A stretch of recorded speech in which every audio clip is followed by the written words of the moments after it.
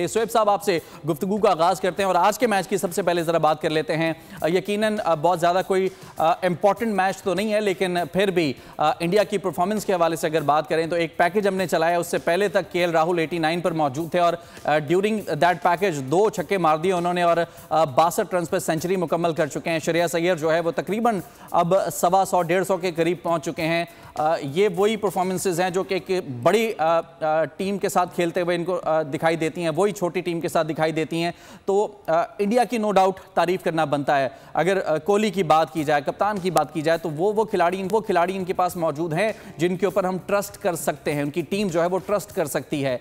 इस तरह की परफॉर्मेंसेज कितना इंपॉर्टेंट है कि हमारे पास भी होती हैं, शायद हम भी उसी तरह की पोजीशन में नजर आ रहे थे। आज के मैच की थोड़ी सी ज़रा डिस्कस कर लेते हैं, कैसे देख रहे हैं परफॉर्मेंसेज को इंडिया की जानिब से। सब कुछ आपने बिल्कुल सही बता दिया, यही सारा डिफरेंस है। It's the approach, it's the mindset, it's the confidence. कोई ऐसे शॉट उन्होंने नहीं खेले जो पाकिस्तानी बल्लेबाज के पास नहीं है, लेकिन खेलते नहीं है। बस फर्क ये है, हमें डर ये होता है कि कहीं हम आउट ना हो जाएं, हमें डर ये होता है कि कहीं हमारी जगह ना चली जाए। बस ये फर्क है हम में और उनमें। ठीक है, क्या कुछ कैलिबर का जरूर फर्क है, उनकी स्किल लेवल कुछ बेहतर है, कुछ टेक्निक बेहतर है, लेकिन इतना फर्क नहीं है जितना नुमाया हुआ है। राइट। सब्सक्राइब करें और बेल दबाएं ताकि कोई खबर रह न जाए।